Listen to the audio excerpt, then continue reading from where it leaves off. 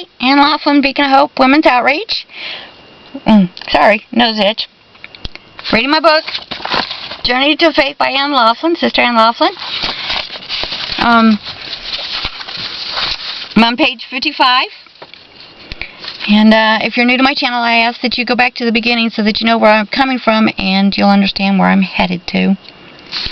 And my book was published before I was finished because I was told I was dying. So my goal here is to, while I'm reading it to you and hoping that it helps you or someone else that you know, I also can edit it. And I just realized the camera's lopsided again.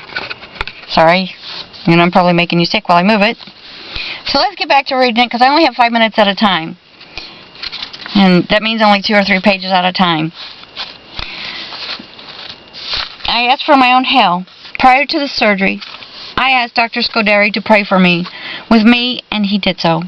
My faith that God would be guiding Dr. Scuderi's hands was reassured. I was ready to go home to God if that was his plan. But I was also ready to be saved from more strokes. My faith in God helped me feel secure in the situation. For the first surgery, the arterial catheter, to stop the original bleeding, I was awake for the surgery. Even though they said I would not feel it yet, I did, and I began speaking German because I was raised in Germany my first 5 years of life, and my dad was a military policeman in the army, and cried out repeatedly, "Nein! Nein!" That means no in German, hoping that they would listen because it hurt so much. I have degenerative bone disease in my spine, my joints. My whole body's filled with deteriorating bone disease. Anyway, someone was leaning on my bad leg to hold me down, which was causing me even more pain. My next surgery was the brain surgery I had requested. I had requested my own hell without realizing how bad it was going to turn out. When I woke up from Dr. Scuderi removing the AVM, that's an arteriovenous mass, it looks like a ball of yarn, or some people call it a monkey ball. Removing the AVM from my brain, I woke up recognizing Wes, that's my husband, my current husband. The problem with that was that I was confused about him being there. The confusion was because I remembered him as being my best friend.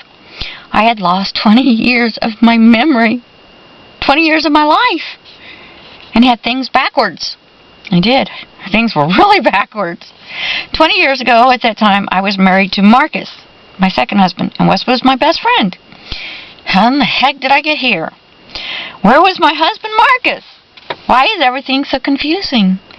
The confusion was not constant either, only when I went to sleep and when I woke back up in what seemed like a strange place. This seems like being my worst hell, but no. I have poor balance and now have seizures from the brain surgery.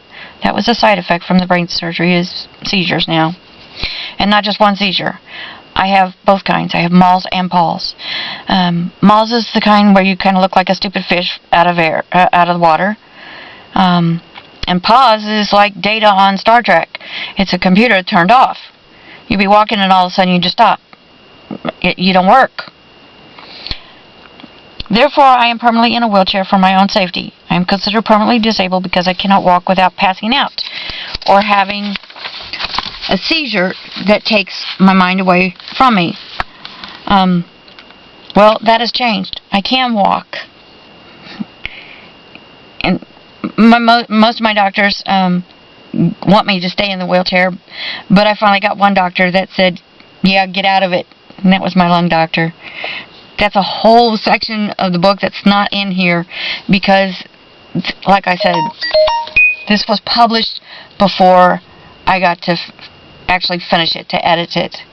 And I'm already down to 33 seconds, so I'm going to say, I'm praying for you. God bless.